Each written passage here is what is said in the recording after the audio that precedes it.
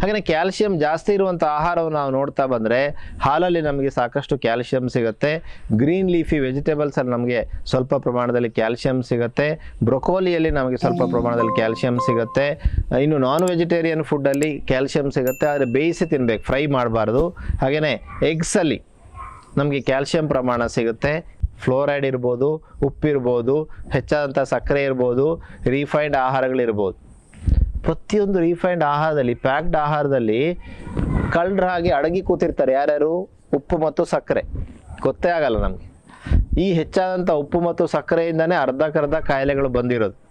ಹಾಗಾಗಿ ದಯಮಾಡಿ ವೀಕ್ಷಕರೇ ಗಮನಿಸಿ, ಹೆಚ್ಚಾದಂಥ ಉಪ್ಪು ಹಾಗೂ ಹೆಚ್ಚಾದಂಥ ಸಕ್ಕರೆ ನಮಗೆ ಎಸಿಡಿಟಿಯನ್ನು ಜಾಸ್ತಿ ಮಾಡುತ್ತೆ, ಜೊತೆಗೆ ಕ್ಯಾಲ್ಸಿಯಮನ್ನು ಬೋನಿಂದ ತೆಗೆಯುವಂತೆ ಮಾಡುತ್ತೆ. ತನ್ಮೂಲಕ ನಮ್ಮ ಈ ಒಂದು ಎಲುಬು ಟೊಳ್ಳಾಗುವಂತೆ ಮಾಡುತ್ತೆ.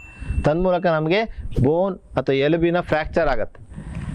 ಹಾಗಾಗಿ ಎಲುಬು ಮುರಿತಕ್ಕೆ ಒಳಗಾಗಬಾರದ ಈ ಒಂದು ಸೂಚನೆಗಳನ್ನು ಪಾಲಿಸಿ ಅನ್ನುವಂತಹ ಮಾತನ್ನು ಹೇಳ್ತಾ, ಕ್ಯಾಲ್ಸಿಯಂ ಯುಕ್ತ ಆಹಾರವನ್ನು ಸೇವಿಸಿ, ವಿಟಮಿನ್ ಡಿಗಾಗಿ ಸೂರ್ಯನನ್ನು ಅವಲಂಬಿಸಿ, ತನ್ಮೂಲಕ ಪರಿಪೂರ್ಣ ಆರೋಗ್ಯವನ್ನು ಪಡ್ಕೊಳ್ಳಿ ಅಂತ ಹೇಳ್ತಾ ಧನ್ಯವಾದಗಳು.